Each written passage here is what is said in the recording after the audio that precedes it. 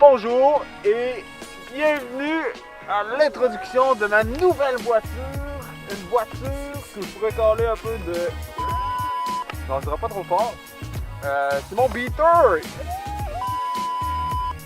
En plus, c'est un peu la mode sur YouTube de ce temps-ci de montrer un peu les autos qu'on a achetées, mais là, j'ai pas l'argent de m'acheter une auto à 90 000, fait que là, je me suis dit, bon, on va faire la vidéo sur ma vieille voiture, ça va être un peu comique, puis on va faire un in-depth, là, on va faire un petit tour, voir un peu ce qui se cache, là, puis c'est ça, j'ai pas de V12, elle peut coûter 90 000, mais est-ce qu'elle va faire la job? C'est ça qu'on va voir. Comme on peut le voir, Legacy GT 2003. Legacy GT, ça veut dire que c'était le modèle le plus cossu, le plus sportif à l'époque. Cependant, contrairement au Legacy GT 2005 par exemple, il n'y a pas le moteur turbo, c'est un 2.5 standard atmosphérique. Ça fait le boulot, c'est pas extraordinaire au niveau de la puissance, mais l'avantage que ça a, c'est qu'on n'a pas besoin de mettre d'essence super. C'est un point positif en soi. C'est sûr qu'on en parle beaucoup au niveau de la performance, mais l'auto est quand même assez propre. On parle d'une 2003, elle a été repeinte, mais on va remarquer là un tout petit peu de rouille dans les ailes à l'arrière, comme on peut voir aussi.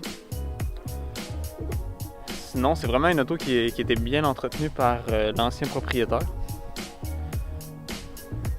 Traction intégrale, bien sûr. GT. Donc 2.5 GT. Qui venait entre autres avec les side lips qu'on voit sur le côté, les bas de caisse en fait. Puis les phares anti-brouillard à l'avant. Mais sinon, c'est quelque chose de quand même assez basique là. Celle-là avait l'option du tour ouvrant électrique. C'est quand même assez rare sur les Legacy de ces années-là. Puis la partie que je trouve la plus agréable là, à l'arrière, c'est l'aileron. Ça fait un petit peu moins pépère. Malgré que c'est un char qui fait pépère, là, mais la couleur aide pas non plus. Mais en fait, ça ressemble à ça au niveau de l'extérieur. C'est quand même une belle petite voiture pour le prix. On va voir maintenant à l'intérieur ce qui se cache. Vous allez voir, manuel. Oh. Non, c'est pas ce que je veux dire, c'est pas ce que je veux dire. Parfait.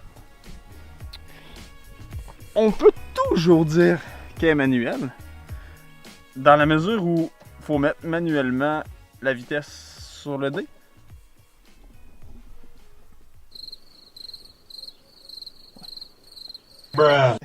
Mais bon, sinon elle est super propre. À l'intérieur, on va voir tout ça, tout l'équipement qu'on avait là, à ce temps-là. Donc, air climatisé, lecteur 6 CD, petit wood trim là, quand même drôle, ça fait encore plus. On a les sièges chauffants à l'avant, all-wheel drive, traction intégrale. Sinon, au niveau du cluster, ben, 186 000 km là, environ. Va super bien, va super bien. Honnêtement, là, j'ai vraiment hâte de voir comment ça va se débrouiller l'hiver. Je l'ai acheté pour ça en fait. Fait que traction intégrale, j'ai jamais eu ça. Je me suis dit bon, on va essayer ça, on va voir un peu de quoi ça va. Ce qui est le fun là, c'est que en plus, vu que c'était une berline quand même assez de luxe à l'époque, on a plein de features là, comme les sièges électriques. J'ai jamais eu ça non plus.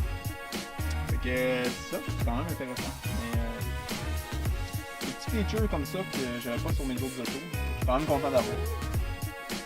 Donc c'est ça. Si on fait un peu un tour rapide, là, comme on peut le voir, l'auto est équipée d'un toit ouvrant. Toit ouvrant en verre, là, électrique, là, tout le kit. L'espace est quand même raisonnable. Puis on va avoir un volant en cuir, c'est exactement le même volant que les WRX, c'est juste qu'il n'y a pas le petit momo dessus là, que les WRX ont en fait, mais bon, à part de ça, le volant est exactement pareil, cuir perforé sur le côté, en super bon état. On va aussi avoir les phares anti-brouillard, le cruise, puis les miroirs dégivrants, fait que ça aussi c'est quand même quand même bien. C'est un intérieur qui est quand même assez classe, là. Ça fait le boulot. Puis comme je vous parlais, là, le siège qui est complètement électrique. C'est quand même intéressant. Puis sinon, à l'arrière, on a quand même raisonnablement de l'espace aussi. Fait que pourtant qu'on a besoin d'amener les passagers. Puis ce qui est le fun aussi, c'est qu'il y a un pass-through juste ici, là.